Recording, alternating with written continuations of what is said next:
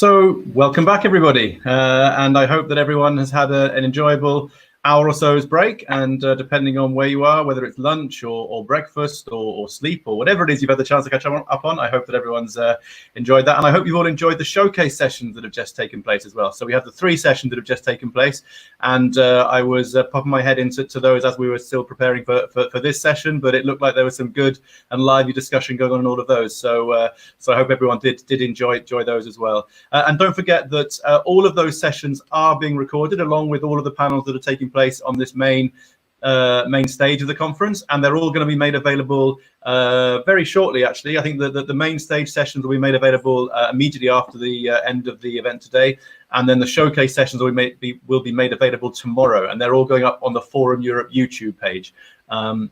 So you can check out anything that you missed, or of course watch any discussions again as well. So so next we're on to this afternoon's panel. So having looked at WRC 23 this morning, we're moving on this afternoon to look at millimeter wave bands. Of course, that was one of the major issues at WRC 19. So looking forward to what I'm sure is going to be another very lively discussion. So I'd like to, without saying any more, introduce our moderator for this afternoon's sessions, Graham Louth. So Graham, hi there, Graham. Hi there, Dan. Hi there, everyone. Hi. Hello. So Graham, I'll pass over to you, and we're looking forward to the session. Thank you. Thank you very much, Dan. And good afternoon, everyone, and welcome to this afternoon's session on the emerging millimeter wave ecosystem.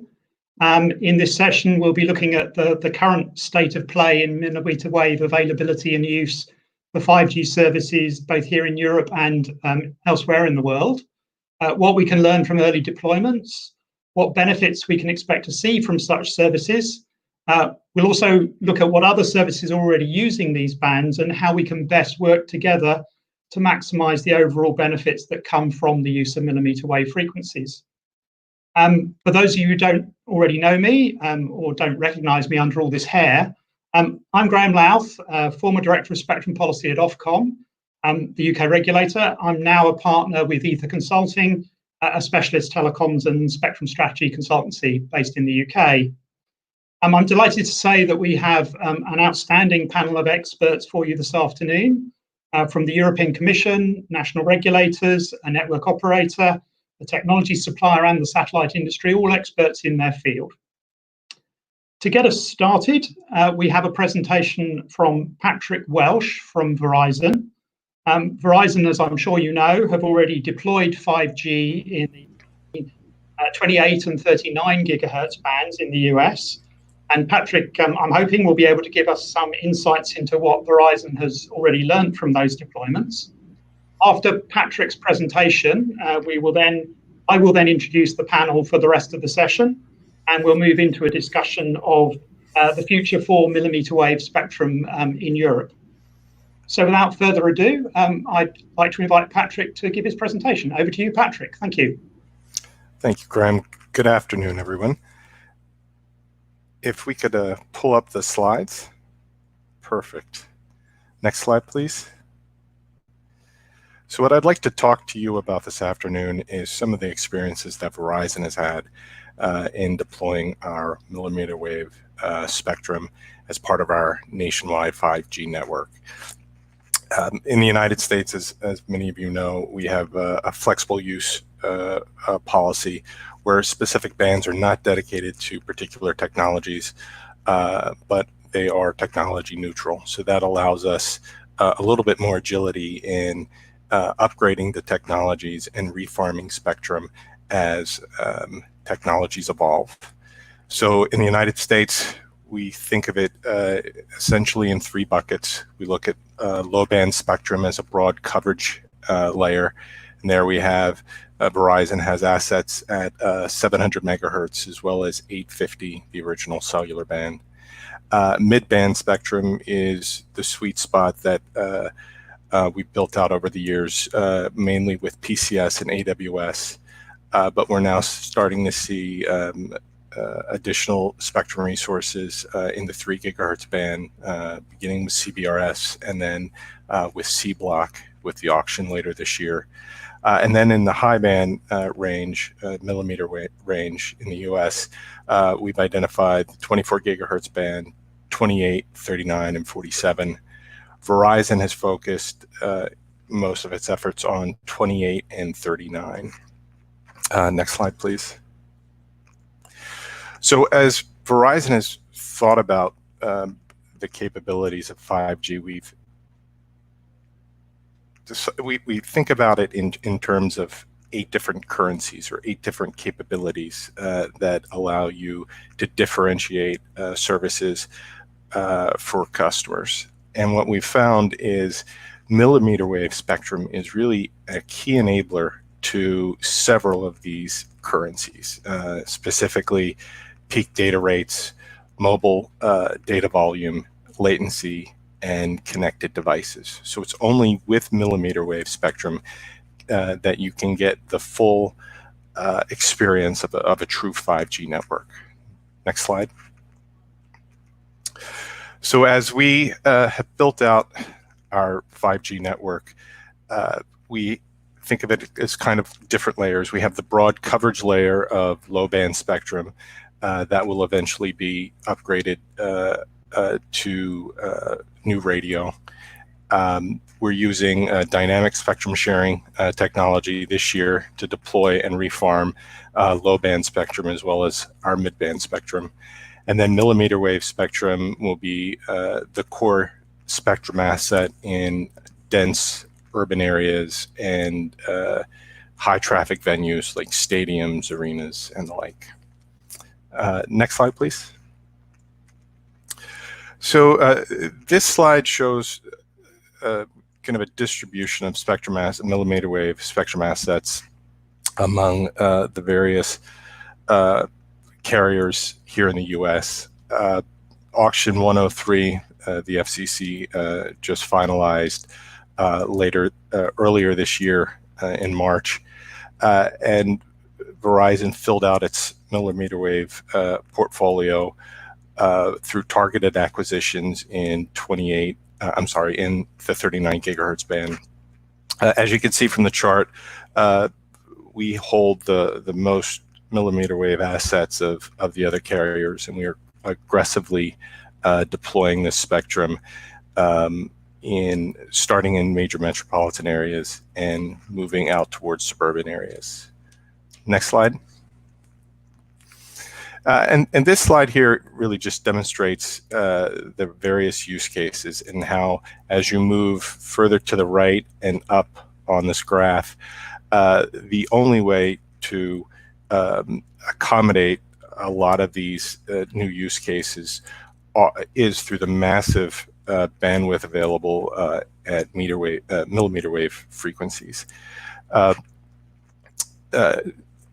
Further down to the left are existing technologies, but as you move further up to the right with, say, drones or autonomous vehicles, smart cities, augmented reality, the wider channel bandwidths available at millimeter wave really allow for the peak speeds and the low latency and the edge computing that we see 5G enabling.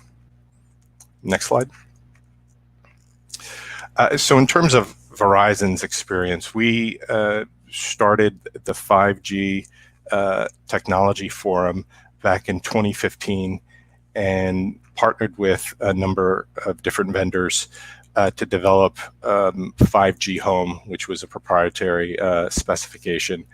That was our phase 1, and that was really designed for a fixed broadband experience as a replacement for a wireline connection.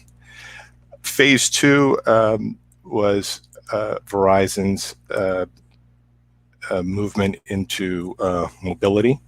So based off of a lot of the millimeter wave testing we did, part of phase 1, where we looked at material penetration losses, outdoor to indoor testing, refining propagation testing, and pre-commercial testing. We then moved into a multi-vendor mobile environment for phase 2. And in fact, at the end of 2019, we launched 31 markets using 5G NR. And now as we turn to phase 3, This is really designed to widen and enhance our coverage with existing millimeter wave markets. We're going to continue to launch new markets. We're expanding our home, 5G home, as well as mobility offerings as new devices and handsets become available. And next slide. And so what we think that differentiates Verizon's 5G network from some of the other carriers here in the U.S. are the four key elements. And the first really is fiber. We've spent several years deepening our fiber penetration, not only for our Fios offering, but also for our 4G network. And that's allowed us to leverage our 5G assets in a way that most of our competitors can't. The other differentiator that we have is a massive amount of small cell deployment that we've done over the last several years, which will allow us to have both 4G and 5G on many of our cell sites. The third is virtualization. We see computing at the edge to be a critical tool to enable new use cases. And then, of course, we have our millimeter wave spectrum, which so far has proven to be extremely interesting in terms of capabilities. We've achieved 1 gigabit speeds for both mobile and fixed uses. We've deployed 400 megahertz of millimeter wave spectrum in most of our markets. We have about 800 megahertz available across most metropolitan areas, which would allow us to have 8 channels of 100 megahertz blocks. And over time, we anticipate that we'll exceed 2 gigabit speeds for both mobile and fixed. So along with our plan to refarm mid-band and low-band spectrum using dynamic spectrum sharing technology, we also see millimeter wave spectrum as an integrated access and backhaul network. So what that means is as we deploy our dense small cell network, we won't need to run fiber to every node. We'll be able to use our millimeter wave assets for both the radio access network for customers, but also for backhaul for the network. So in sum, I think we've been very happy with the current testing for millimeter wave bands. Certainly our challenges for propagation, obviously the physics limit the range, but through a mix of spectrum assets, you get both the coverage, broad coverage, but also the higher speeds enabled through millimeter wave. So Graham, thank you very much for the time today, and I can turn it back over to you for the panel discussion.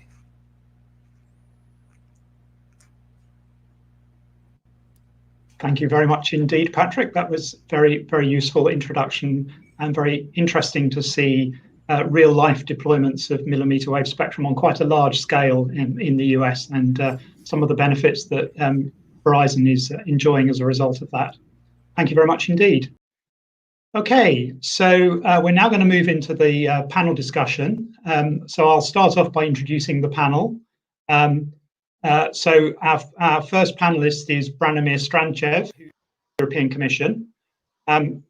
Each of the panelists will be given the opportunity to do a 5 to 7 minute introduction, and then we'll move into Q&A. After Branimir, it'll be Eric Fournier from the ANFR, the French regulator.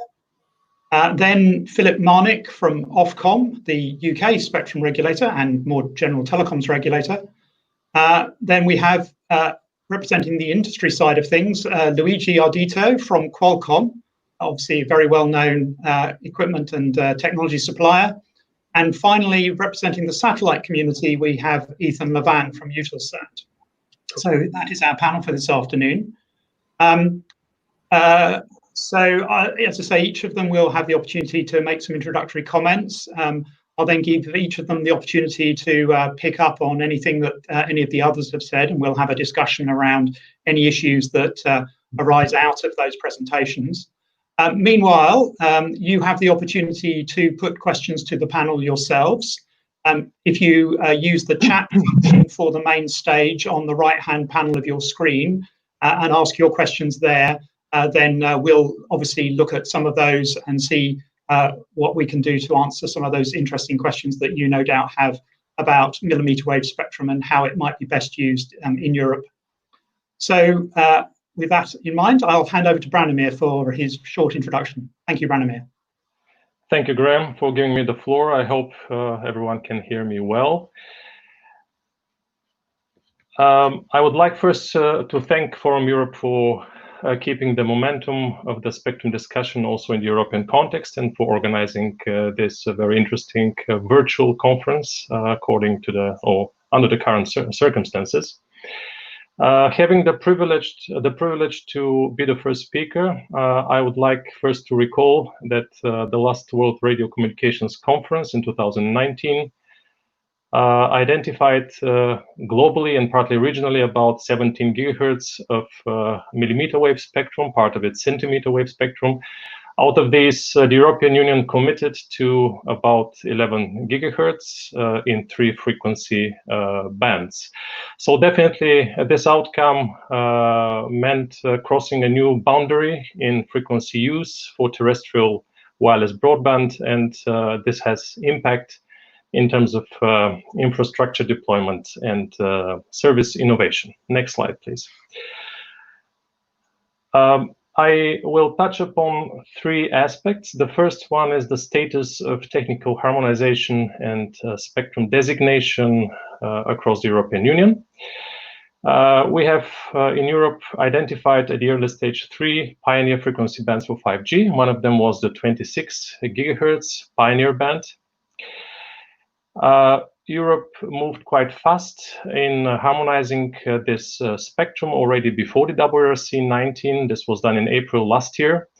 1 year later, in April this year, we took account of some of the outcomes at the WRC and amended this decision, which was mainly focused on adapting the parameters for the continued protection of passive satellite services below 24 gigahertz. The one major feature of our technical harmonization framework is the comprehensive shared use framework with incumbents. The other priority band, 6671 gigahertz, is also subject to European harmonization within the so-called decision on short-range devices. It is part of a wider band, the 57 to 71 gigahertz, with a lot of potential for short-range wireless broadband communications. And it is harmonized mainly for use with general authorization, allowing multi-gigabit system deployment for wireless access. The third priority band, 40.5 to 43.5, currently we are in a process in the European Union of developing harmonized technical conditions for this band. This is subject to a mandate from the European Commission to CPT. The outcome of this work should be available around mid of next year, so that I hope we'll have a harmonization measure towards the end of 2021. Next slide, please. Of course, spectrum harmonization in technical terms is only one side of the medal. When we're talking about harnessing millimeter wave spectrum, the other major element being, of course, the authorization model applied. I think millimeter waves offer a great innovation potential in terms of authorization models, and this may also lead to some variation in the approaches across the member states, and finally to some fragmentation of approaches. This is already visible from the authorizations which have taken place in the European Union. We know that this is the case for Italy, for Finland, also for the UK. There are, of course, in this regard, of course, the 26 gigahertz band is the major test case. Member states have to authorize at least 1 gigahertz of this spectrum, subject to market demand by end of this year. And there are a few big variables which are driving authorization decisions. These I have put on the left side of my slide. It concerns coexistence, the consideration of different use cases with local or nationwide coverage, spectrum for verticals, the type of authorization procedure, and even the balance between licensed and unlicensed use. I think there is a big merit in ensuring some coherence in the European approach in order to create an interoperable European ecosystem for devices, but also a single market for services, in particular for use cases with cross-border dimension. And I have sketched a few own ideas on the right side, which could be used as principles for such coherent approach. Of course, in the first place, there should be measures for fostering shared spectrum use. Secondly, I see a priority for individual licensing, since the harmonized technical conditions in the Commission implementing decision are based on this assumption of individual rights, and this is also conducive to European ecosystem. Regarding any need for reserving spectrum for verticals, and there is a potential for this in this band, I think regulators would need to make proper justifications as to the amount and the portion of the band to be reserved. And of course, subject to the Electronic Communications Code, regulators should aim at pro-investment measures when authorizing the spectrum. This could mean applying an open door policy, or in other words, reacting swiftly to demand and taking authorization decisions in a relatively short time frame, not necessarily by virtue of auctions, but possibly first come, first served procedures. Prices of this spectrum is, of course, a major issue. Fortunately, so far, we see that pricing developments are relatively low and conducive to investment, and here we will need also dense networks.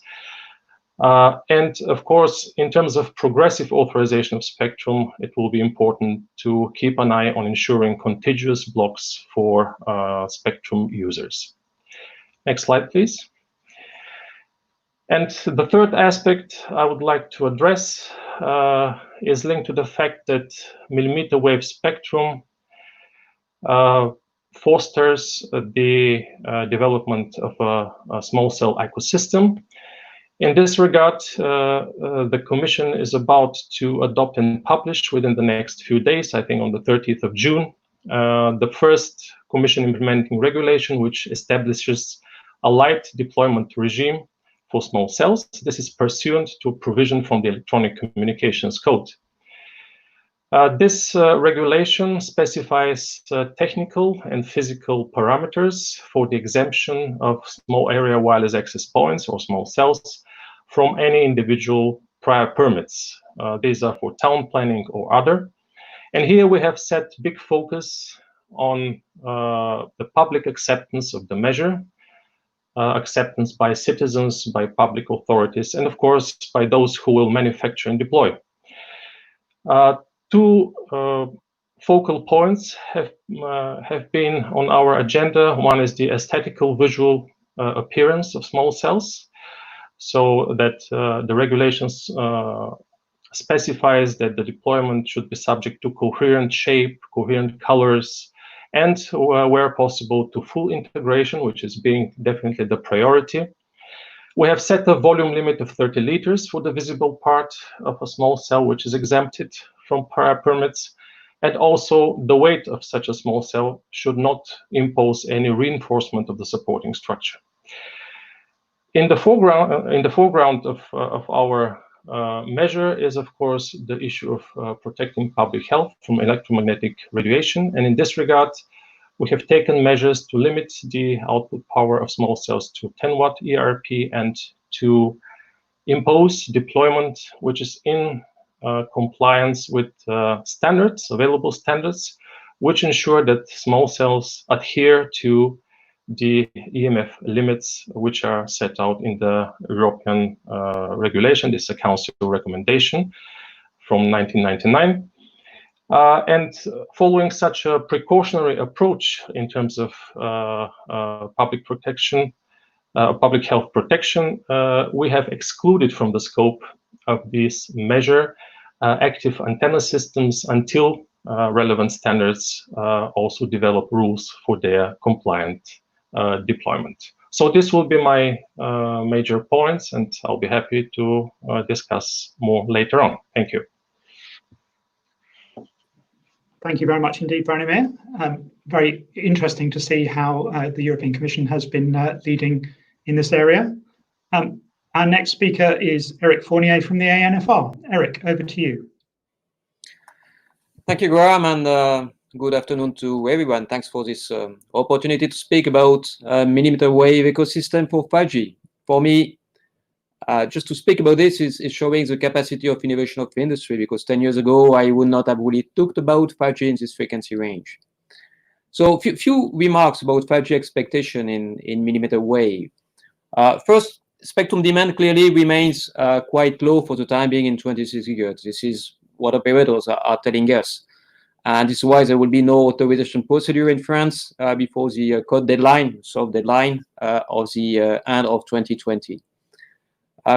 For operators, our understanding in France is that they are looking to mid-band and also to the 700 MHz band, which has been authorized in 2016 in France. And that's normal. In our SPG, in the opinion on 5G, 26 GHz was a pioneer band, while 3.6 GHz was a primary band. And what's that meaning? There's no worry here. The demand and use of 26 GHz will progressively ramp up, both for benefiting very high capacity, such as for outdoor hotspot, also for some vertical, as it has been mentioned. So when you think about it, it's really normal that hotspot comes only after some 5G coverage is achieved, owing to the 700 MHz and to the mid-band. There was some discussion yesterday about mid-band and the fight between 5G and Wi-Fi community to get access to the upper 6 gigahertz, with satellite community having concern with high power use. But whatever happens in the 6 gigahertz, mid-band will not be able to expand indefinitely. There are some other usage in this frequency range. So there will be a need for densification, a need for hotspot for 5G, and that will fully justify the need for 26 gigahertz and the right choice that we made for that.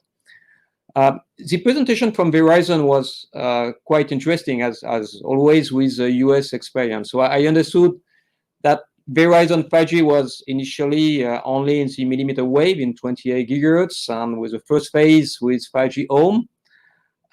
But now we have already with the second phase, which is mobility is now the key focus for Verizon. But this phase 2 is only for hotspots, so only for small cell and without coverage, and that will be only for phase 3. And for phase 3, that will be with the mid-band. I mean, Patrick mentioned that mid-band is a sweet spot, and that's what we can get from the news, where we see all this excitement about the CBRS and the 3.7 to 4 gigahertz currently used by Earth Station. So I think Europe did it in a different order, but I think it really makes sense. So I wanted to mention one of the hot topic at WRC 19, and that's in relation with the discussion about ecosystem. This 3 years discussion we had on the protection of the passive band 22.6, 24 gigahertz. So first good news, for me that's over, and I hope we will not speak anymore about this after this conference. So WRC 19 was difficult on this issue. Europe was clearly the leading region to take care of ESS protection. And all that is more or less about risk assessment, since we do not know really what will be the long-term 5G deployment and characteristics in this band, what will be density of base stations, antenna pattern, pointing statistics of antenna. So Europe approach was to limit the risk due to the importance of ESS observations for methodology. WRC 19 made a clever approach with this two-phase approach with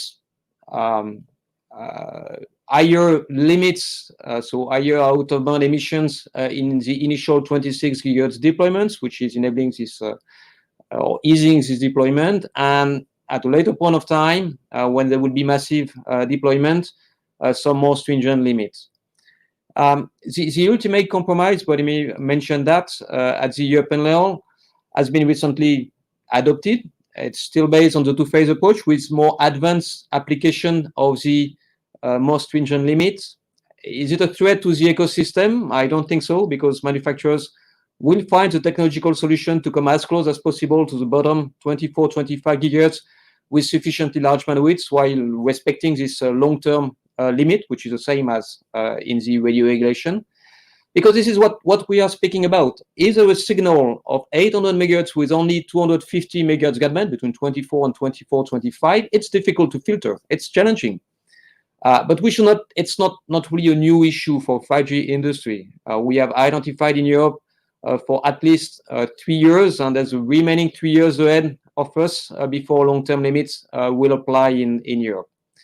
There's one element of the compromise which was also in the initial EC decision.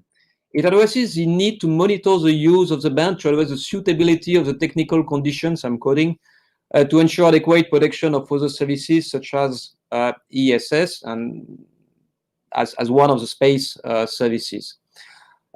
It means to ensure that we will be in a position to reassess the risk in the future, and some work will be necessary, and that has already started, to better understand elements such as WEOL 5G active antenna pattern. I think it was mentioned by SCS representative yesterday. So we should not speak anymore about it, but we need to continue to monitor this WEOL deployment and characteristics.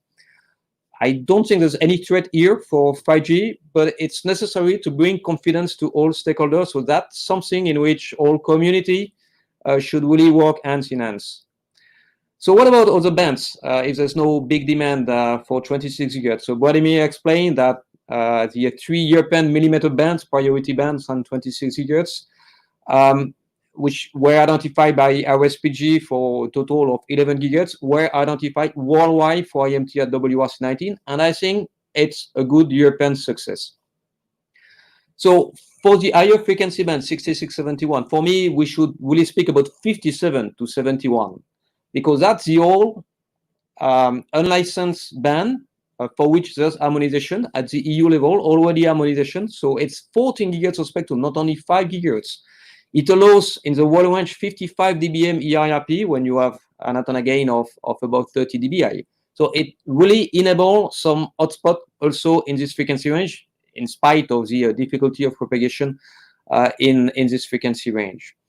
That's suitable for 5G, that's suitable for WiGig, and for any other technology. It will be an opportunity, I think, for many 5G applications. And by the way, ecosystem is already there. There are already some equipment in this frequency band. So that's something where we have already an ecosystem. Concerning the 42 gigahertz, there are still many questions about license regimes, about verticals. I mean, same discussion as for 26 gigahertz, in fact. And I really do not see any need to rush in this frequency band, since we already have 26 gigahertz in our pocket, at least in France. Also, the response to the new 5G mandate is mid-2021. One essential message I wanted to say that some kind of sharing will have to be accepted by 5G. I said many times yesterday when there was a session about sharing should be now the assumptions. And in millimeter wave, interfering distances are quite small over terrestrial paths, at least. Satellite might be a problem, like for ESS. And we are not expecting some seamless coverage in this frequency range anyway. So there's opportunity for sharing in this frequency band. That's very clear. So there's at least 2 other usages which have to be mentioned. First one is radio astronomy, which is allocated in the higher 1 gigahertz, 42.5, 43.5. In France, it's correspond to one station, only one station in the Alps. So there will be some constraint over these stations, but that's really in rural area. Coordinated receiving a station in the FSS over the old 3 gigahertz is also one important sharing element. In this frequency band, that will be limited to gateway. I mean, we have to limit the number of stations. But these gateways are very important. I think Nathan will expand on that, because satellite have no very high throughput. So you need to have gateways with sufficient bandwidth to be able to get all the data from the satellite. So sharing will be important in this frequency band. So to conclude rapidly, I really believe that millimeter wave will be key to the development of 5G, even if it's starting later than the mid-band. Spectrum is already there. 42 GHz will come next and will provide sufficient fuel for quite a time, I think, for millimeter 5G requirements. Also, in terms of sharing, 5G, WRC19 has shown that using millimeter wave doesn't mean that sharing is easy, this ESS issue, but it remains much easier than in the lower band, in particular between stations on ground. So spectrum manager have to take profit of that in order to maximize the spectrum efficiency and the spectrum use for all users. Thank you. Thank you very much indeed, Eric.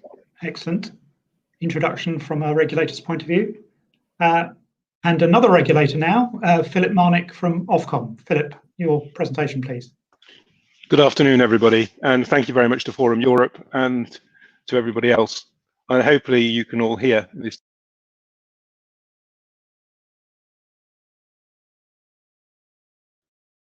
Talking to each other. Sorry, Philip, we lost you there for a minute. I'm terribly sorry. Am I back again? You are now.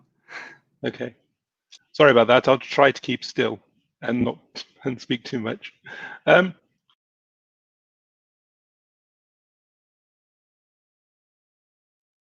Awful lot about the challenges of trying to get millimetric wave working. The really good bit from Verizon's presentation is that millimetric wave is working to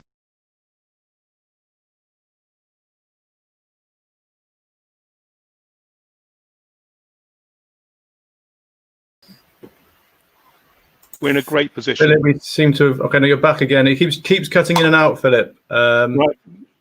I shall see if I can change my headset again. Okay.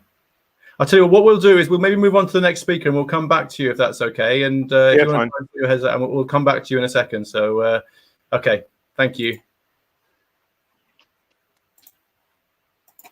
So, Graham, let's move on to our next speaker and then we'll come back to Philip next and hopefully we can get those issues sorted with his headset. So, okay, back over to you. Okay, right. So moving swiftly on. So our next speaker in that case is going to be Luigi Ardito from Qualcomm. So obviously a technology developer and supplier's view of 5G and millimeter wave. So Luigi, over to you, please. Okay, thank you, Graham, and thank you, Dan. And good morning, everybody, and thank you for having me here today. So today I'm going to be speaking about the emerging global ecosystem for millimeter wave. And actually, I will provide some information on Qualcomm efforts about developing chipset on for 26, 28, and also for the 40 GHz bands. So I will also provide the views on what is important to consider when authorizing millimeter wave spectrum bands to enable the launch of the services in the shortest possible time frame. So I will make some comments on what Branimir said before and also what Eric was mentioning before. So, but let me start first by providing a picture of the current millimeter wave landscape in Europe and compare it also with what is happening in the rest of the world. Like Branimir said, in Europe, there are today only 3 member states that have made available millimeter wave spectrum. So these are Finland, Italy, and the UK. So out of 27, and before 28 with the UK, it is not so many. So this is not good news for Europe because this increases the risk that Europe can fall behind other regions where spectrum awards have had minimal delays because of the COVID-19, where 5G deployment was already happening faster than Europe. I'm thinking of US, I'm thinking of Japan, I'm thinking of Korea. And I'm thinking that outside of Europe, 5G will be using basically all bands, mid, low, and high bands, and so we'll be able to deliver the full potential. This will put Europe at some disadvantage. Just to give an example, in Japan, 3.5 gigahertz and 28 gigahertz was awarded to 4 operators back in 2019. In Korea, again, 3.5 gigahertz and 28 gigahertz frequency were already awarded. And in the US, we have heard the very positive experience from Verizon, but it is not just Verizon in the US. We also have AT&T playing and developing millimeter wave services. Overall, if we look at the global market for 5G, today we can see about 60 commercial 5G networks in more than 30 countries and 375 devices which already launched. And Europe is moving on 5G deployment, but needs to be done a little bit more than what Europe is doing. So what is important? What is critical for Europe? So first of all, it is important to accelerate in the deployment of 5G networks, especially in this post-COVID-19 to generate growth for the economy and also for the industrial competitiveness.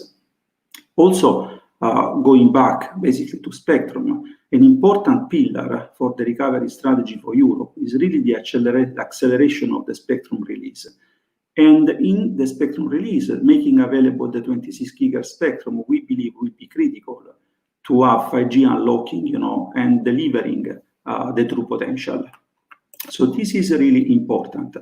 And it is also important that leading economies, we will hear a little bit more after me by Phil Martink, leading economies like the UK, Germany, France, and Spain, they need to move forward with millimeter wave spectrum and in general with spectrum release. To be honest, we were not so happy to hear that France will not make available millimeter wave spectrum this year. Obviously, they already have a problem with the 3.5 gigahertz, but we should incentivize, these leading economies to be making available spectrum for Europe. Now, let me comment on the authorization models. We have seen UK, Italy, and Finland making available spectrum in 3 different ways. What is best? What is the best approach? Well, it is difficult to say. What it is important to say today is that 5G is a new technology, is a new market, and there is need for global scale to gain market liftoff. And this is can be actually ensured by having the operators playing a key role in generating a competitive equipment market. So for us, we recommend actually that operators can have access to the 26 GHz spectrum with a wide area footprint, and in the upper 6 GHz, where the ecosystem is actually more mature. And this is exactly what we have seen in Finland and what we have seen in Italy, where there were national licenses which were awarded. Hopefully, Finnish MNO will not sit on their spectrum for so long as we had in Italy, where in any case, we now expect some commercial services finally after the summer. And then there is actually the on-demand, local, indoor-only model that UK has experienced. Probably very little demand for that, maybe because it was concerning the lower part of the spectrum of 26 gigahertz, where the ecosystem is not so developed yet. For sure, if we have to comment on what Finland has done, they really did a great job. 800 megahertz of spectrum for MNO, and also having some spectrum reserved for vertical needs. That was really a great job done by Finland. So let me finish on my comment on authorization, saying that it is also important to preserve the ability for verticals or other subnational operators to gain access to spectrum. This can be done basically in different ways, sub-licensing, for example, or also local indoor and outdoor licenses can help. And in some cases also reserving spectrum like Finland did. So finally, let me share the last information about what Qualcomm is doing on chipset. So we have announced the Snapdragon X60 5G modem. This is a 5 nanometer 5G baseband, which also including RF system, and supports spectrum aggregation across all the key 5G bands, including basically millimeter wave, sub-6 gigahertz in FTD and TDD. We are talking about also the third generation 5G millimeter wave module. So this is really show you the commitment we have, not only outside of Europe, but also in Europe, because we also support 26 gigahertz band to unlock the market for millimeter wave. So my final remarks is the following. So basically, the future for Europe and the competitiveness of Europe for 5G really will depend on what, in my view, 2 big European economies will do. And these are Germany and the UK. Basically, getting it right and fast in those 2 countries will shape the European market for millimeter wave, and will give actually the chance to Europe to regain the leading position in 5G, but also to use 5G to the full potential. And I'm sure that Europe will make it right for the benefits of everybody. And Germany, UK are really in the driving seat today. Thank you. Thank you very much indeed, Luigi. I believe we can now go back to Philip. Philip Ofcom, and Luigi has thrown down the gauntlet. It's all down to you and your German colleagues, Philip. What can you tell us about that? That's good to know. If we could just put the slide up, then I can show you actually what we've been doing here in the UK. So for us, there's an awful lot of talk about an awful lot of bands in millimetric wave. In the 24 gigahertz band, 26 gigahertz band, we've already made it available to enable people to use devices indoors, to do verticals, to do different things, and to help drive the development of the ecosystem in that space. We know from the United States, and the presentation from Verizon was very good, because what it's effectively shown us is that actually it works. There's no longer a debate about what this stuff can and can't do. The question is, how do you release it, and how do you enable it to be part of somebody's portfolio? The UK has had licenses in the 28 gigahertz band for fixed wireless for actually since 2000 and 2008 our licenses were issued. And those licenses, the only difference between those and mobile is you actually have to register the address and location of the terminal. So it doesn't move very much. But actually it doesn't stop people doing fixed wireless applications if that is a demand. We also have the 40 gigahertz band. And I know lots of people are saying we need to try and sort it out.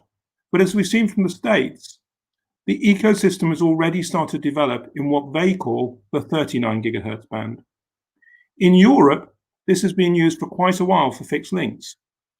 If we stop thinking about millimetric wave in the same way as we do about UHF, we can effectively plan and use all the bits of spectrum that are available to enable people to provide services. Like others, I agree we need to consider the 57 to 71 gigahertz band. This is a massive band of spectrum that enables people to do new things.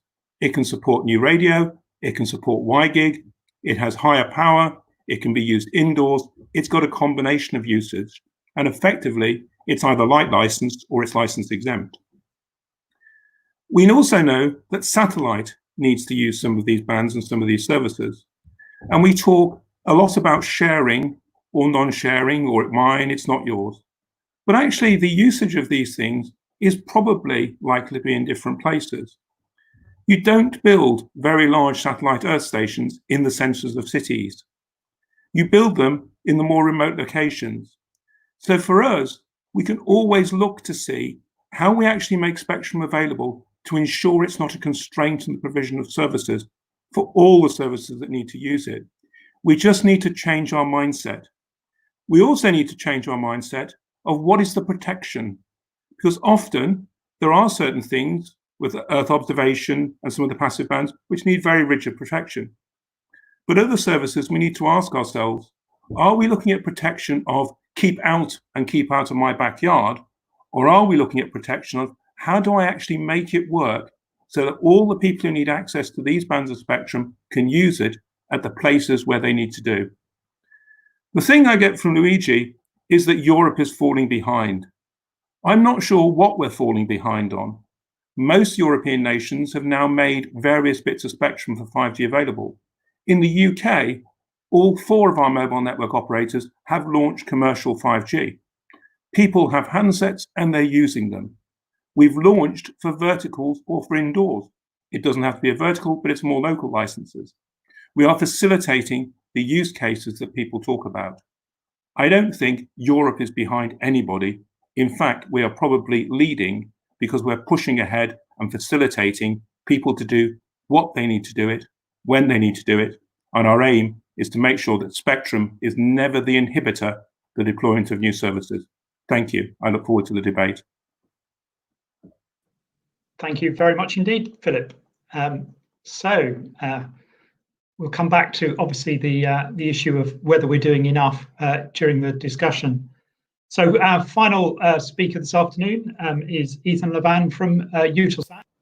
obviously the satellite reflecting the satellite community's view, and obviously very interested to hear your views on Philip's discussion of the degree of protection. I can't see you, Ethan. I don't know if anybody else can. Oh, you can't see me. I can see myself. Okay, maybe it's just me. Okay, you're up now. We can see Luigi fine. So Ethan fine. Sorry. So okay, fantastic. Okay. Okay. Cheers. All right. Well, yes, I'd love to comment not just on what Philip has said, but what everyone has said. And first of all, thank you to Forum Europe for putting this together. It's working much better than I think we could have thought in terms of this kind of a format. I do agree with a lot of what was said in the previous speakers, but I think with the satellite perspective, there's just a little bit more to be said. I think most people people realize the role of satellite in the telecommunications, and in particular the broadband ecosystem. The goal, of course, is to connect the world's citizens to overcome the digital divides and have everyone be able to participate in the digital society. I think there is enough spectrum available to do this. I think there is sharing, of course, that will be done in most cases, and that there is that all the needs of the different telecommunications sectors, which only by working together can be met to provide the world connectivity needs. So just a kind of a general overview there. And I think with just a bit of a dialogue, which is what we're doing here, and understanding, it's apparent that the spectrum management choices can be made to meet all of those needs without sacrificing, or let's say without unduly sacrificing the needs of any one player. So of course, we talk a lot about satellite, but I think sometimes people do forget a little bit, what satellite actually does. We've seen the amazing developments of what broadband has done to people's lives in the last decades. We've seen what the mobile access to this broadband has done to even go further, and the promises of 5G. But we also see the importance just of essential basic broadband connectivity, and this has become very apparent in the current health crisis, the COVID-19 pandemic, of course.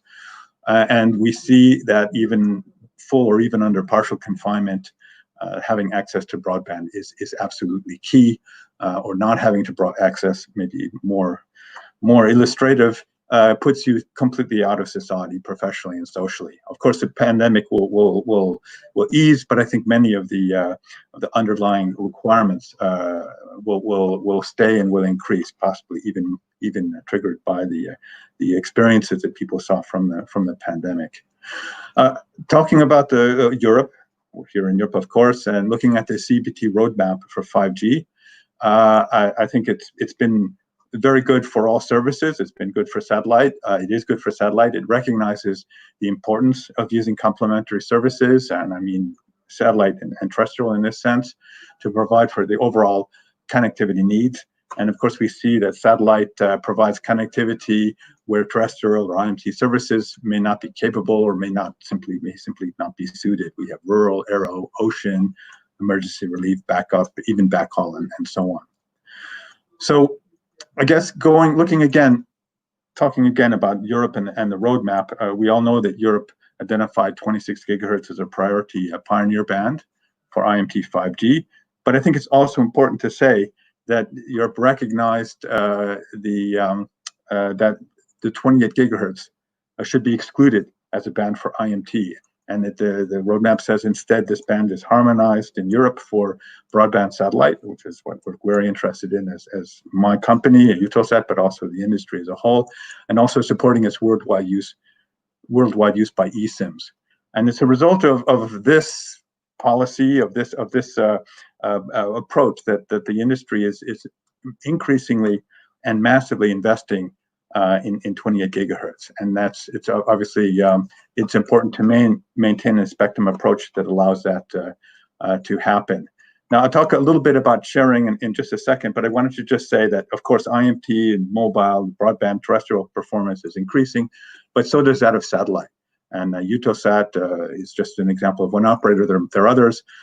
We started with, in 2010, we had our pioneering KSAT satellite.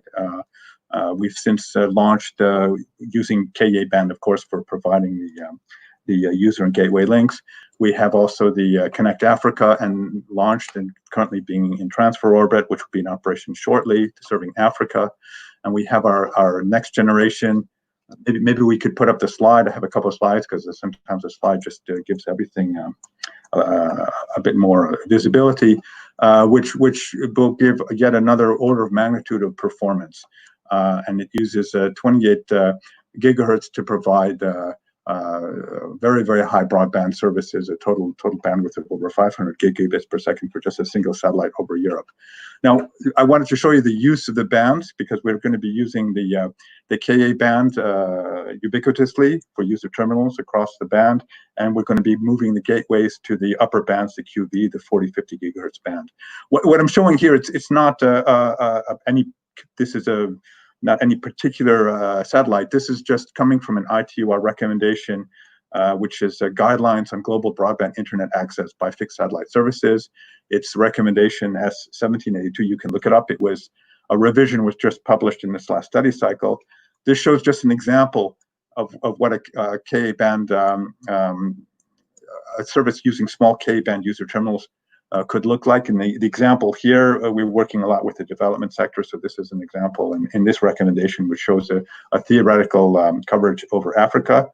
If we go, these are the spot beams from the satellite. If we go to the next slide, you'll see the frequency plans.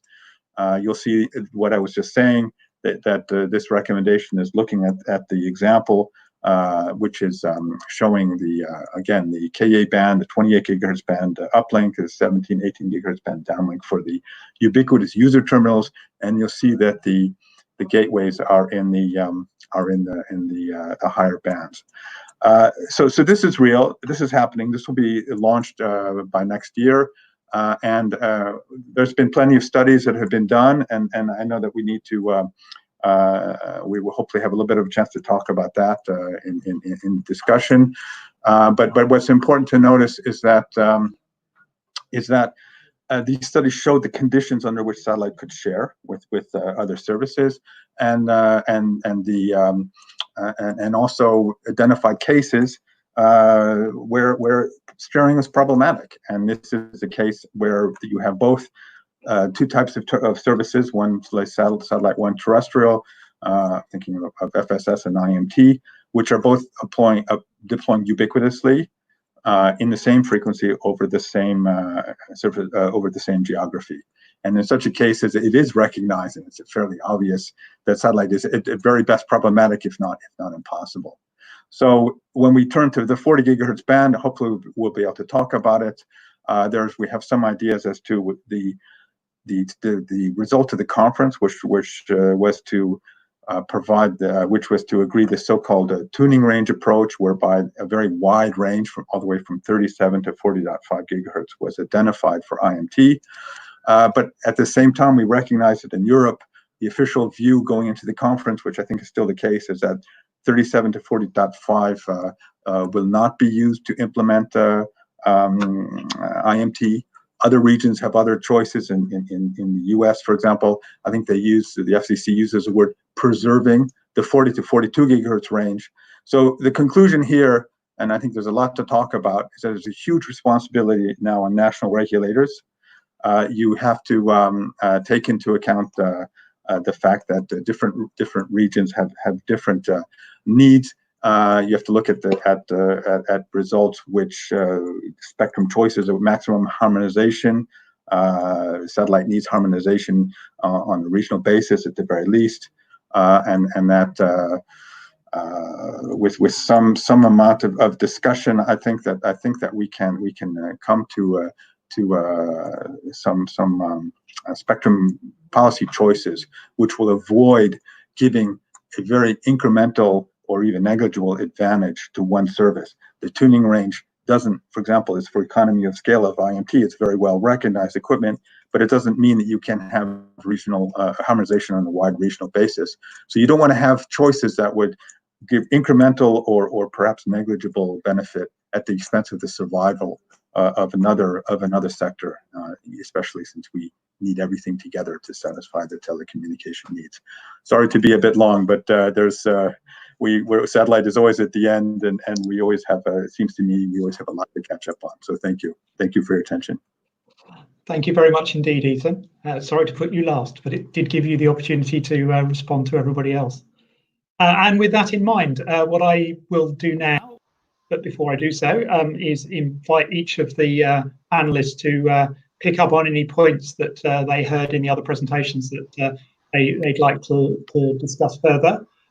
Just before we do that, please don't forget that you can also be asking questions of the panel. Use the chat function for this session, or for the main stage, sorry, in the right-hand side panel of your screen. And we do already have some questions coming through from the audience, very interesting questions, which I'll put to the panel in a few minutes. But before I do that, I would like to give each of the panelists the opportunity to respond or pick up any points that were made by the other panelists. So we'll go through in turn in the same order that we started with. So Branimir, anything you'd like to pick up from what you heard from the other panelists?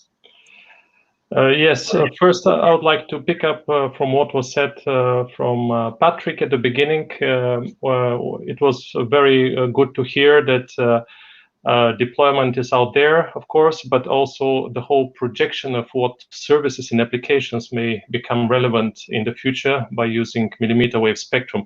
I think there is a lot of potential.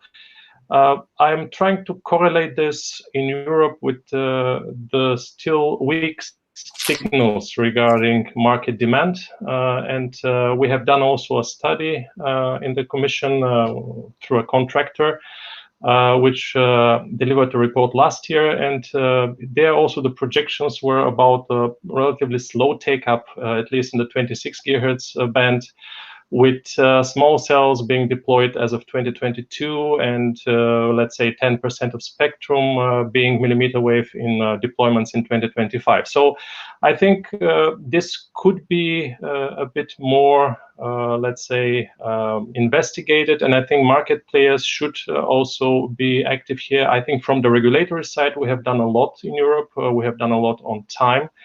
And this correlation with demand may also be a bit hampering the conduction, the execution of spectrum auctions in the member states. Okay, thank you very much, Branimir. Eric, anything you'd like to raise? You raised that demand question in your presentation. Anything you'd like to add on that, or anything else you'd like to pick up on? Maybe to respond to Luigi, which is worrying about the lack of move in Europe for the 26 gigahertz. One comment, which is that when you are looking to the countries which are progressing in the 26 gigahertz, so UK, Italy, Finland, Germany also, you can see that the ID in the authorization process for the 26 gigahertz and the end user is quite different.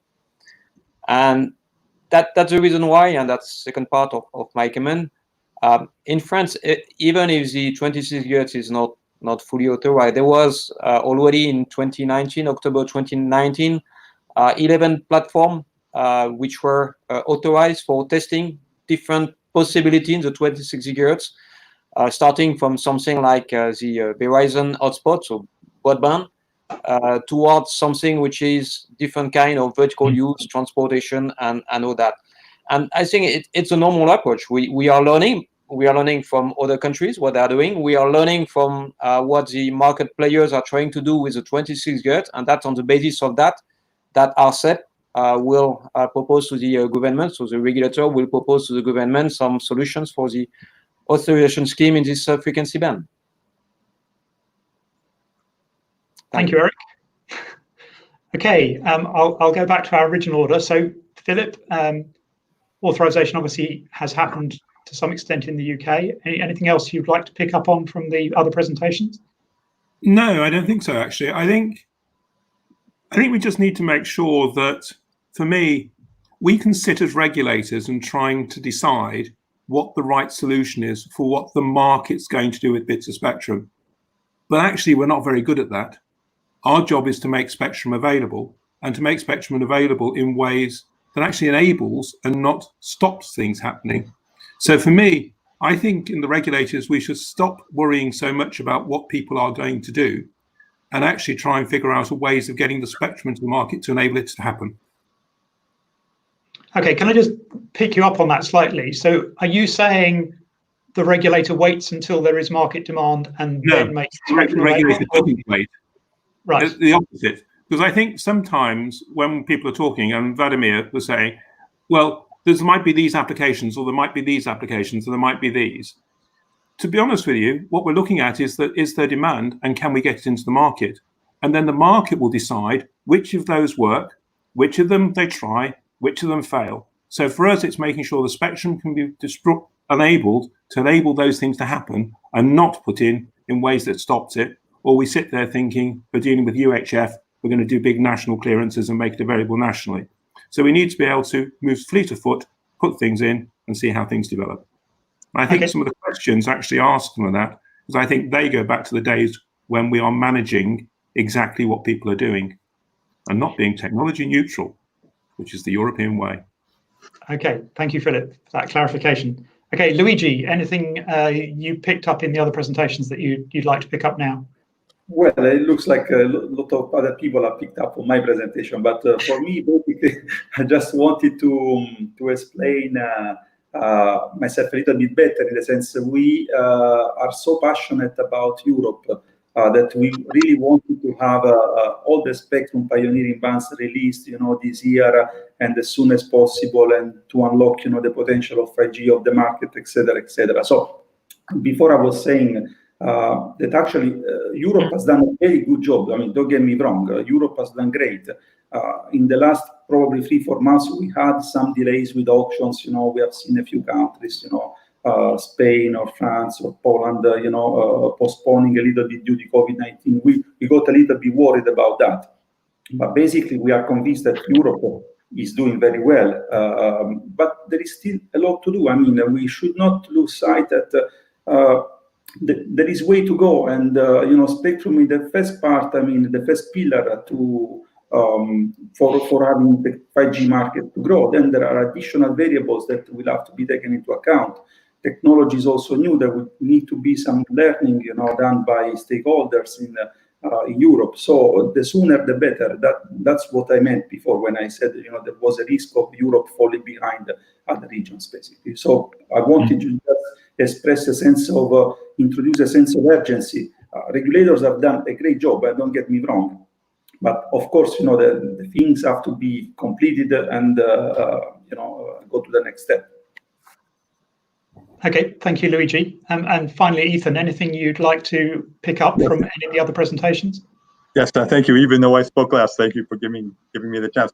I think what I pick up is this idea of technical neutrality and sharing. Of course, technical neutrality is a good thing, and regulators across the world are adopting it to good effect. That being said, there are limits, and we've seen, as I mentioned, in Europe, for the 28 gigahertz, it was recognized that there's a need for having a band where the most innovative satellite ubiquitous services can develop. We've seen in the 40 gigahertz range that the US has preserved this range for next generation satellite services. The CBT in Europe has recognized the need to accommodate the difficulties that satellite could face if there's a fragmented market, because you need not only some bands where you can operate ubiquitous services also in satellite, but also you have to know which those markets are, because satellite isn't seeing country borders the way certain terrestrial service deployment can. So I think it's a responsibility. If some countries are, for example, deploying in certain bands where there are satellite receivers, of course, regardless of what they do in their countries, they have to be part of the international union and see that telecommunication union, but telecommunications community as well, that they don't pollute the satellite receiver so that other regions can't use it. Similarly, when you have ubiquitous services, you have to say, okay, gateways can operate in these bands, fixed stations can operate in these bands, but where both services want to operate ubiquitous services, you have to make a little bit of harmonization. You have to make a little bit of some recognition that there are some actual technological constraints, which means that pure technological neutrality doesn't work. And I think the ITU should have a role. I think in some cases where that role isn't 100% agreed upon because of consensus, then then you have the role and the responsibility of the regulators to make sure, as I mentioned, that you can accommodate all services so that they all can develop without giving small advantage, again, as I said in my conclusions, at the expense of the ability to faster deploy. So that's just those comments on the limits and the practical needs of technical neutrality and chip. Okay, thank you very much, Ethan. One theme that seemed to come out a lot of those comments was around the authorization regime. What model of authorization we use for this spectrum, any of the bands, but and we have in fact a question from the audience from Tim Miller at Plum, asking whether as part of this we actually need to review the licensing framework, the very way in which I interpret this question as being, do we need to review the very way in which we authorize spectrum use in these frequency bands, given the different characteristics of millimeter wave spectrum as compared to the spectrum that we have traditionally used for mobile services, and whether there's any changes we need to make. Philip, Marnik, you obviously your answer to my previous question was that basically regulators should get out of the way and should make the spectrum available. But is there a single right way in which regulators can make the spectrum available, or do you actually need to think about a variety of different ways of making the spectrum available in order to meet the needs of potentially a diverse range of users for the spectrum? I think you need to look at different ways of making spectrum available always, and there is no one single way. And that was one of my comments, is that we shouldn't think of mobile spectrum as if it's still the UHF spectrum of yesteryear. What we need to always ask ourselves are, do we need to allocate something nationally, or do we need to allocate something locally, or some different type of region, or in some different thing? So to answer Tim's question directly, actually in the UK, we don't need a new framework. We've got the total capability to do whichever one we think is right. We just need to make sure that when we're doing something, we're asking ourselves the question, what am I doing with this particular band here today? And just, do you think you know what the right way to do it is today for some or all of the 5G millimeter wave spectrum we've been talking about, or is that something that you need to review and evolve over time? It's one of those things, like everything we do, you need to consult with industry, and you need to consider it, put down the proposals, consult, and then take action. So for me, there's always, you always need to think about everything. Eric, I'm sure you'd like to come in on this one. Thank you. The first intervention of Philip to say that if we have spectrum, we just have to make it available and that's it. But when Philip now just responded, it clarified that when you do something, you have some conditions, you make some kind of assumptions. 26 gigahertz, that's for indoor. There's, I think, some limit in terms of EIRP. You may say license or unlicensed. So there's a lot of assumptions here which are fitting certain market demands, certain users, and not the other. Also for 38 gigahertz, when you envisage the sharing with a fixed point-to-point, it may fit some users, some usage, and not the other one.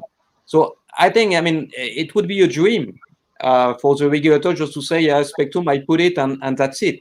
But you still have some difficult work, and ARCEP in France has some difficult work in having to shape all that and to ensure that we are not doing anything. And it's not so easy to come back to what you have done before. If you have some unlicensed usage in a frequency band, if you want to use it even in the millimeter wave, then later for licensed usage, it will be quite complicated. So the regulator has to make some choice. Yeah, Brandenburg, I'm sure I'd be very interested to hear what the European Commission's view is on authorization of these frequencies. Yes, thank you. I already touched upon this in my presentation. I would not like to repeat myself, but I would really like to know, and maybe this is also a question to the audience, whether there is a merit in developing something like a best practice in authorizing, let's say, the 26 gigahertz band. We are quite aware that there are different legacy situations in the member states.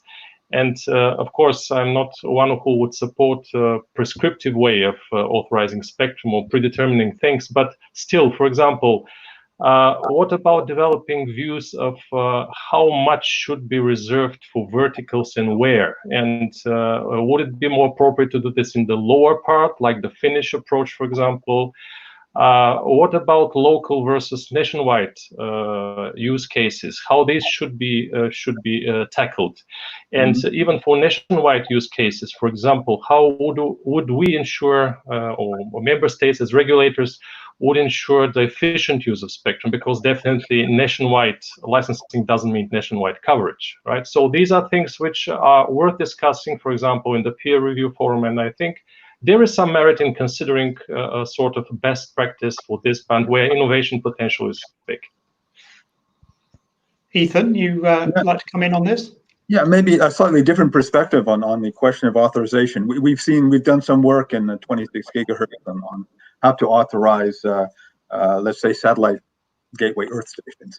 And the point here is that it's one thing to say that you can share spectrum between, in the case of the 26 gigahertz band, there's some ranges where it's clear to everyone that it's only going to be used for satellite gateways, so relatively large stations, not necessarily always located in the middle of nowhere, but certainly not large in number, and they can share with IMT. It's not once you've then given an authorization and awarded spectrum, given an authorization for IMT, that you can say, well, now that's for IMT, it's really up to the license holder to decide whether or not they will ever allow a satellite gateway station, especially where it's very feasible to share. And so I think it's something that you also have to think about in the licensing regime, is how do you actually put, let's say, the music to, or the money where your mouth is, or words to the music, and say music to the words, I don't know how it goes, and say that yes, sharing is possible, and this is how it can be done from an authorization standpoint. Because what we see sometimes is that we have the feeling that once you allow, let's say, a bigger or a more like economically powerful service, at least on an absolute level, it becomes very difficult for the service such as satellite to say, well, but we can still operate. How do you address that? I think that needs to be looked at. Okay, thank you, Ethan. Philip, reservation of spectrum for verticals. What's Ofcom's view on reservation of millimeter wave spectrum for verticals? I'm sorry, I don't understand the concept of reservation. Is that making spectrum available for verticals as opposed to making it available, not available for someone else? I think, again, our use of language implies that the spectrum has the right to somebody, as opposed to you're making the spectrum available for the service at which it needs. So today, we've made the spectrum available in 2.25 gigs of it to enable people inside their buildings and in their areas, in their private area, to use it. It's not saying only the vertical can buy it, whomever that happens to be, which is usually a large industry, and an operator can't have it. It's effectively saying it's authorized at that place in this amount of spectrum. So for us, I think the concept of reservation implies that it's owned by somebody and somebody else is getting it. The issue is, how do you enable all the services who want to use it at the point they need to use it? Okay. Does anybody have anything else they'd like to raise on that issue right now? Okay, if not, move on to some of the slightly technical questions, but there's one on demand which I think is quite interesting from Jeanette Stewart of Analysis Mason. Jeanette's pointing out that at lower frequencies we expect an asymmetry in demand between uplink and downlink, and she's asking whether we think that's going to exist in these higher millimeter wave frequencies, or actually we might expect to see more symmetric traffic, or in fact even a preponderance of uplink traffic perhaps in millimeter waves. I guess she's thinking here about access use of the spectrum rather than for other purposes. But Anybody got any thoughts on whether we can expect to see symmetry or asymmetry of traffic in millimeter wave? Well, maybe Graham, we should have asked Verizon this question. I mean, it's a very important question. What I mean, we didn't do any. I don't have any studies, but I can probably try to gather some. But for sure, I mean, in some cases, like venues, stadium, concert halls, where in those locations with current cellular networks, it's very difficult. I mean, to upload photos and videos, etc. Probably millimeter wave can help in that case. This is what I can think of. Obviously, we need to ask mobile network operators running live networks, with the real data. If I could, if it's possible. Yeah, go for it. I think the question above it is also interesting, because in the 3 gigahertz band, we're mostly seeing that as mobile operators deploying mobile national networks to deliver 5G services. So you can expect the traffic to be similar to the generality of traffic. It will change. And therefore, synchronization has been implemented in various places to ensure you can get the maximum use of the spectrum with the minimum use of filtering. In millimetric wave, if we think of it being outdoors doing cellular, it's likely to be similar. Whatever the cellular world of the future will be, it'll be similar.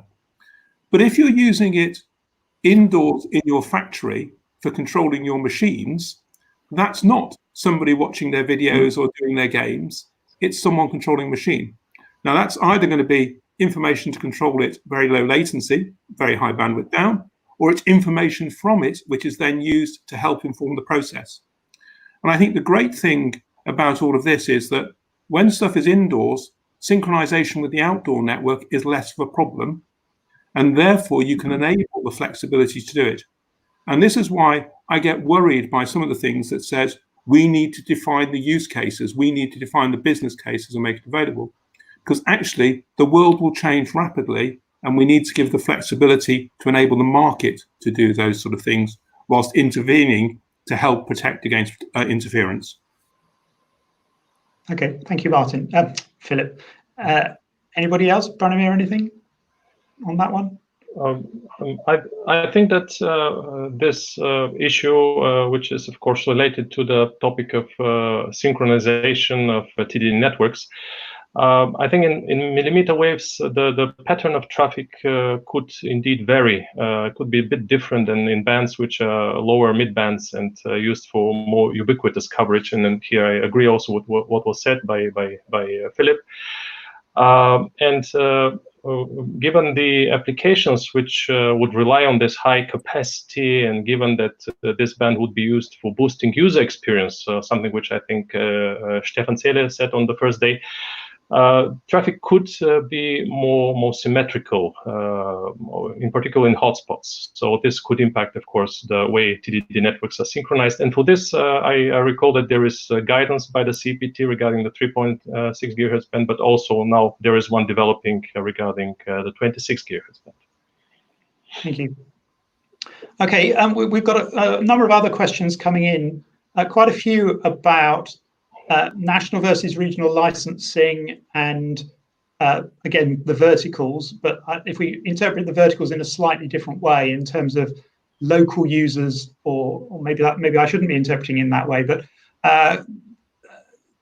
Eric or Philip, any thoughts in particular from a regulatory point of view about what the right granularity of geography is for license, and the right granularity of user is for authorization, sorry, not licensing necessarily, of the use of different millimeter wave bands, and in particular a question from Erica Erickson asking whether you think the verticals should be leasing spectrum, I assume, from somebody else, or whether they should just be getting the spectrum themselves or accessing the spectrum themselves. Eric, anything thoughts on either of those questions from you? Well, I think it's illustrating the fact that by deciding about what is the area for authorization, we are shaping the ways the frequency band will be used. There was, I think it was the third RSPG opinion on 5G, was there was a typology on way to respond to a vertical demand with this kind of different possibility for on-demand local coverage for something which would be specific frequency band, so blocks reserved for vertical. So there was a different range of solutions. I think the difficulty is precisely that by deciding about something which would be local authorizations, which is helping some vertical, something which may be on-demand authorization, so then it will be local, and it may impact some operators which would like to come afterwards to make a coverage hotspot in a certain area.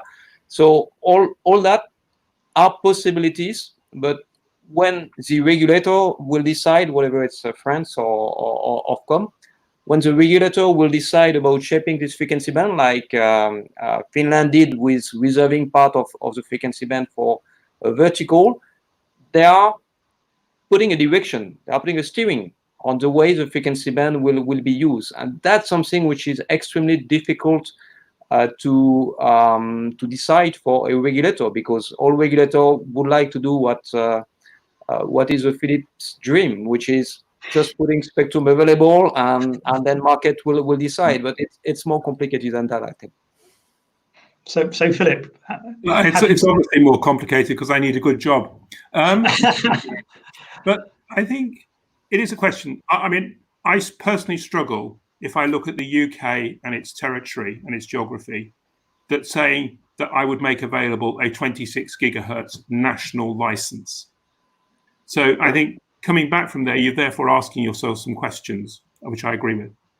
On the other one, on should they be able to lease it? Competition is really important. There are businesses who want to deploy their own 5G systems, and the 5G technology allows it to happen. Whether they want to buy those systems from a network operator, whether they want to do some other arrangement with a system integrator who does an agreement with an operator, or whether they want to get spectrum themselves and have someone build it for them, we think that's for the market to decide, and we should make the spectrum available to enable the market to have those options. Because an awful lot of the questions people ask is saying, my business doesn't want to send data out of it, and therefore I want control. So how do you enable those things to happen? We've taken the first steps of those with some of the things we've done in mid-band spectrum and other spectrum bands, and by doing the local licensing at 26.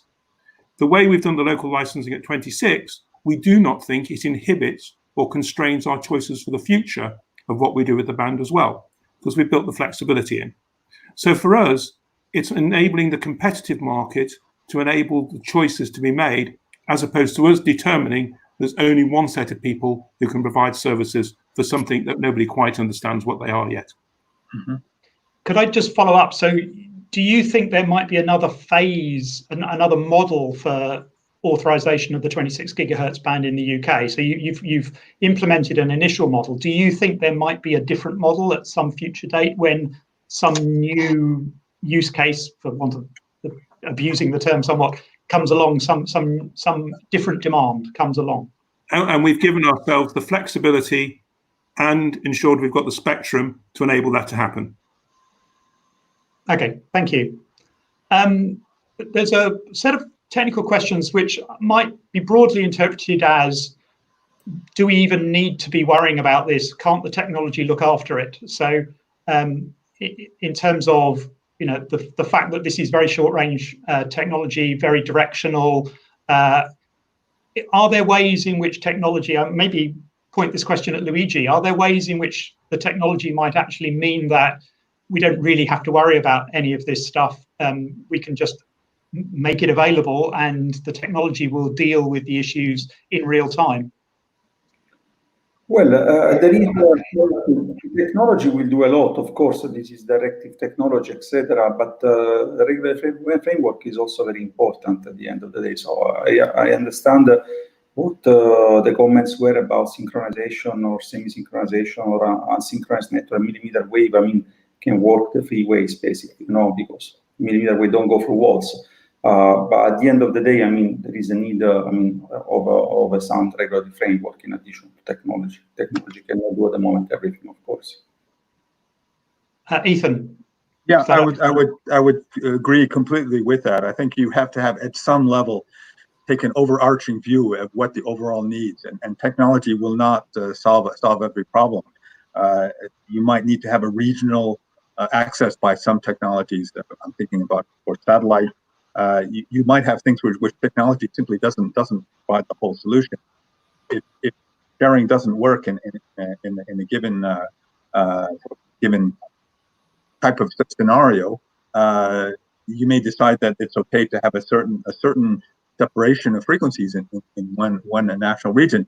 You have to see what that effect has at a regional level or even at a global level. So you need to have an overarching view at the I was hoping, or people hope that IU or international instances can provide that, as I said before. But in cases where they can provide it, you can't just ignore that the issue is there.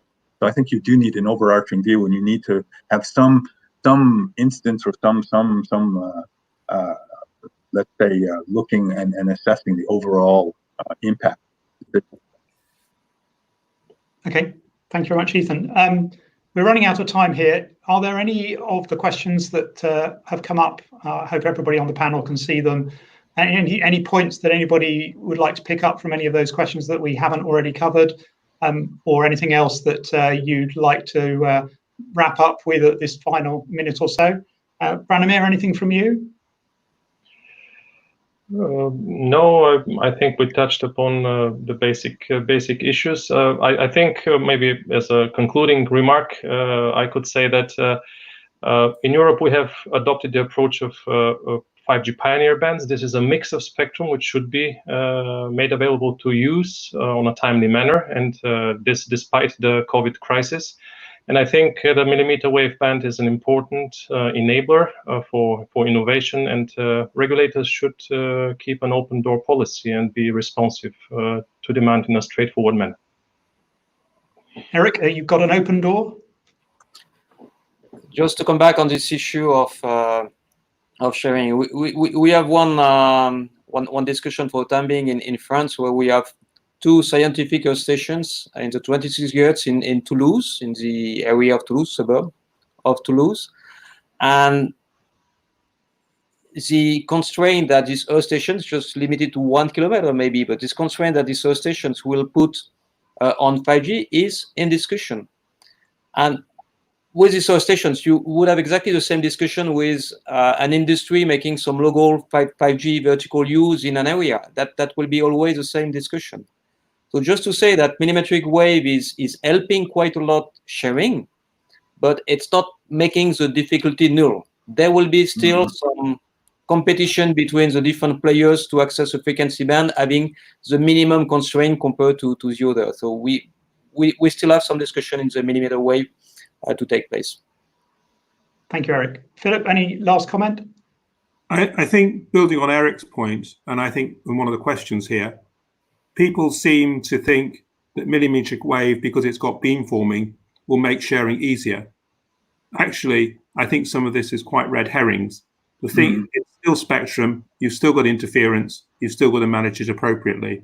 All the beamforming technologies, all it effectively does, unless you happen to coordinate every single cell, it's the same thing, because people move in a cellular system. And I think, so some of the things we need to think about are the same as always we need to think about. But I do think people need to improve their receivers as much as people need to improve their transmitters in this. Ethan. Okay, thank you. Luigi, any very quick last comment? Yeah, very quick. Basically, I wanted to say that we as a Qualcomm, we do believe in millimeter wave for Europe. And at the end of the day, this is the reason why, although we only have at the moment a few countries moving on the whole 26, we have made a huge investment to enable the European 26 gigahertz. So that's really a sign, I mean, in concrete of what we do to enable the European market. Thank you very much, Luigi. And Ethan, you get the last very quick comment if you'd like to make one. Okay. Well, maybe I'll just come up with an example. I'm not opening up the C-band debate at all, but I just want an example. In the 2015 discussion, there was this idea when we were discussing upper parts of C-band above 3.6. People were saying, well, let each country decide. Why should you decide for a given country what they want to do with their sovereign right? And we as a satellite operator looked at that and we said, okay, if we're going to tell us that we have to tell our board or our investors to put this hundreds of millions of dollars into a satellite on the basis that maybe these countries will decide or will not decide to allow C-band satellite over IP or terrestrial, there simply won't be investment. So by letting everyone decide, you're actually making the decision. The decision is we won't make a harmonized approach. Everyone decides for themselves. There'll only be one thing to choose from, nothing, or a service which may or may not be suitable, and you lose the other service. So that's just kind of a parable to illustrate some of the things I've been trying to say during so get together, make choices, which look at the overall picture. Okay, thank you very much indeed, Ethan, and thank you all very much for your questions from the floor. And would you join me in thanking the panel for what I hope was and believe was a very interesting session. Thank you all very much indeed.